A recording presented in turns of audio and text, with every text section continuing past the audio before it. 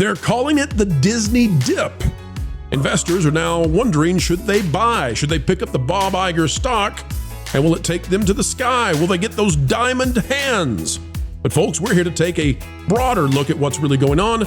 While we give no financial advice, it's time to decide, is this truly a Disney dip? Or is this where they've been for 10 years already? We'll break it down for you, not in the way Bob Iger breaks down his company, but in the way we make you and us able to understand.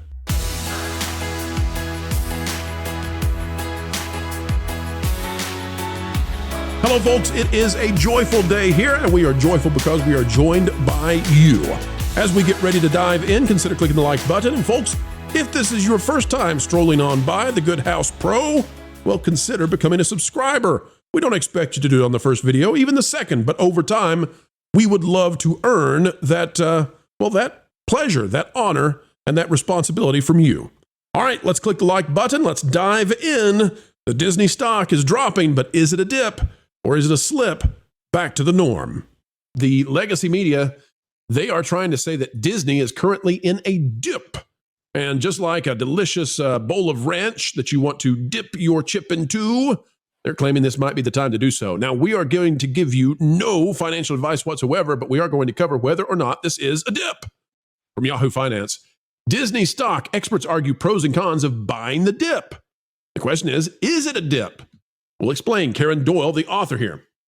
Recent announcements of sweeping tariffs have wreaked havoc, I tell you, on the stock market, wiping out trillions in market value of the many companies that rely on parts, materials, and finished goods that are made overseas.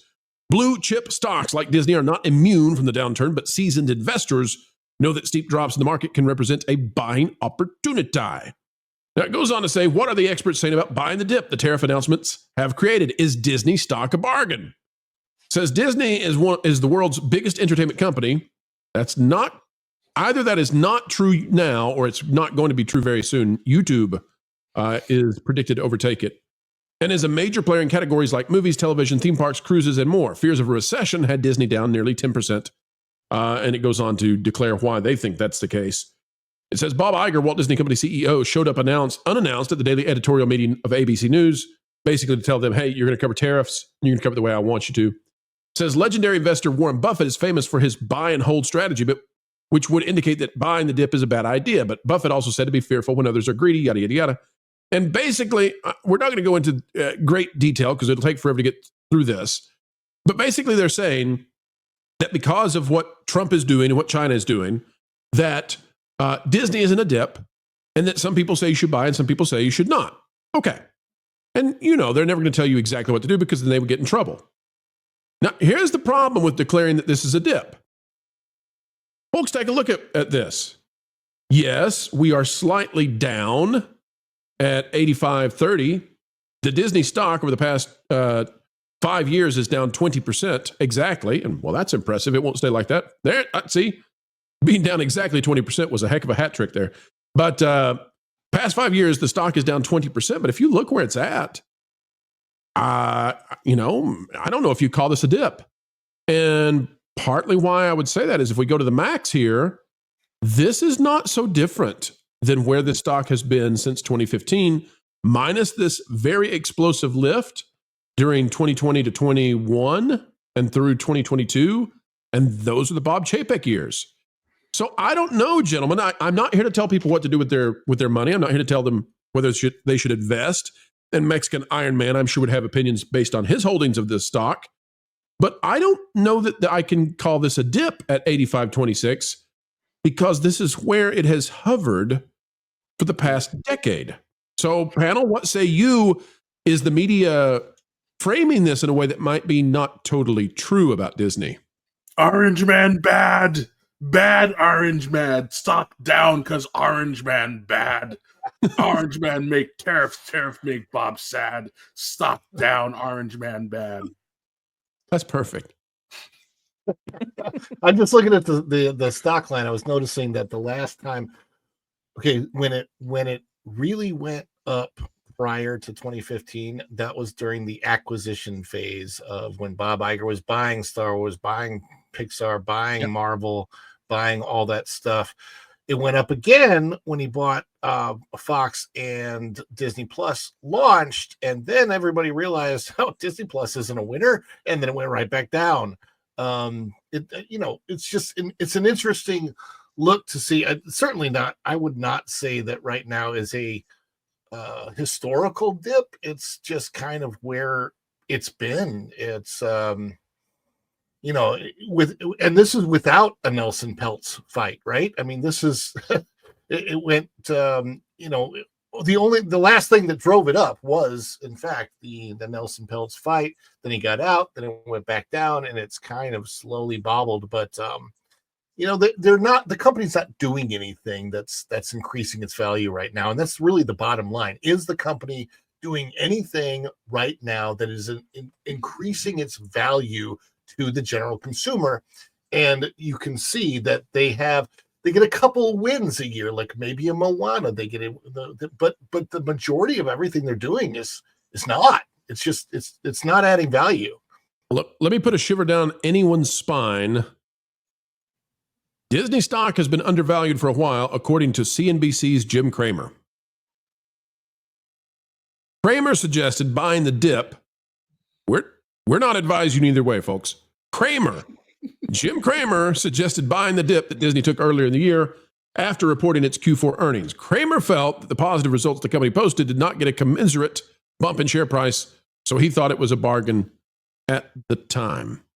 So Disney now is, in terms of purchasing, apparently endorsed by CNBC's Jim Kramer. I'll also say that I against my better judgment, when Jim Kramer said that Nelson Peltz was probably going to win the proxy fight, I ignored that. So here we are. Here we are. So, folks, if you want to buy into what Jim Kramer is saying, he's saying apparently buy Disney, and we're saying nothing of the sort. But we are simply saying that when you look at this company, yeah, if you look at it in the short term, like a 1 month or a 6 month, it's easy to call this a dip. If you look at the full trend since Disney went public, and it goes back as far as we can go, it's really not far off from where it's been for a very long time. It has hovered, give or take, around the 100, up and down, up and down, up and down. But this is not a company that is moving upwards that I can tell. If you had purchased the thing in 2015 and sold in 2021. You had a good time. But when Bob Iger came back, it's been stagnant at best. And I just don't know. I don't know if I would declare this a dip right now. If it gets into the 70s, maybe I would at that point say that Disney's in a dip. But a dip indicates that it's going to come back out, because a dip is temporary. Whether it's in a dip or a downfall, that's up for you to decide. Tom, any thoughts on this one? Ron, want to hop in? No, I was just going to say that the line reminds me of Frontierland, Rivers of America, little haunted mansion, and then the castle. There you go. That's what I think. I mean, I'll let Tom come in. I'm not a financial person necessarily, but I mean, just going off of what Mike and others have said in the past, and Andre, I mean, Disney has been over, I don't know how you put it, the term, like, it's been overpriced for a while, basically, though. Tom, I recommend that you say words that you have heard before, but that you're not really sure what they mean. So, like, if you want to say over leveraged and just that throw would it probably be one of the words I think that Mike has used in the past to describe their numbers. And as you guys pointed out, they went at an all-time high under Chapek, but they ignored that conveniently. But at the same time, this stock has been overblown for years. It should be probably closer to this on a normal basis. But again, I'm not the financial guy. That's what Andre does. So, like, well, I'm telling you. I mean, I know box office numbers and stuff like that, but like when it comes to stock market stuff, I'm not. Tom, you got basically Eddie Murphy when it comes to that stuff. You got to be like popularity Olbermann. Metric. Yeah, you got to be an Olbermann. You got to just, even if you don't understand the topic, maybe we can say this about Kramer. Even if you don't understand the topic, you just get in there and you throw phrases around like paradigm shift, right? It's a real paradigm shift. And then people listen to that and they say, golly, that Tom Connors, he's a smart guy. He said there's a paradigm shift on the way. And somebody says to them, well, what does that mean? They say, I don't know. I'm not as smart as Tom. There's I'll point out. Paradigm shift on the way. There you go. Get your paradigms out. Get your paradigm out. Yeah, there was a movie that Steve Martin and Dan Aykroyd and Phil Hartman were in. It was the remake of Sergeant Bilko, and not widely regarded as a great movie. I loved it when I was younger, but there's a line in there. He said, "That's not a slump, that's a tradition." It is such fun getting to spend time together, folks, but we have come to the end of yet another video. Well, that makes the mainstream scratch their heads, pull their hair out, and wonder, how is it we continue to do what we do? But you know what we do this for? It's for you. To keep bringing all the knowledge of entertainment, explaining what's going on in Hollyweird each and every day.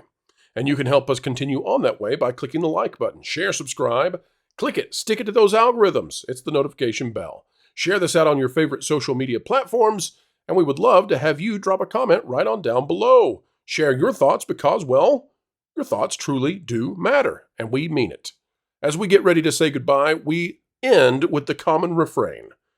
Folks, wherever you are and whatever you're doing, keep learning, keep growing, and keep having fun. Jump into the water! Why listen to music made by people and companies who really don't like you? Check out Vacation Radio today and prepare for all new content made by the people behind the WDW Pro Channel. It's the place you need for all the music. That should be fun. Want it all, so I give them cannonball. Yeah! Hundreds of songs, every genre you can imagine. Listen live on YouTube and enjoy a set list that's always sunny. It's Vacation Radio.